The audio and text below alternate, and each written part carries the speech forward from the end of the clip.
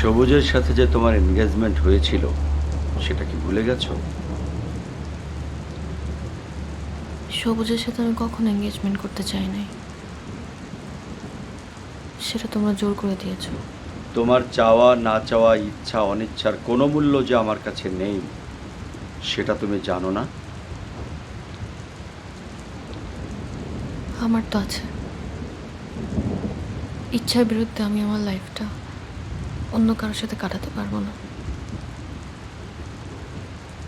তোমার জন্ম কি? আস্তে, অর্ক ঘুমিয়েছে, খুব কষ্ট করে আমি ওকে ঘুম পাড়িয়েছি। তোমার জন্ম কি হয়েছে শুধু আমাকে অপমান করার জন্য?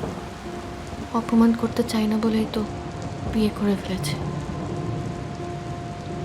আর সব কিছু সবুজকে জানানো হয়েছে, কোনো আপত্তি নেই।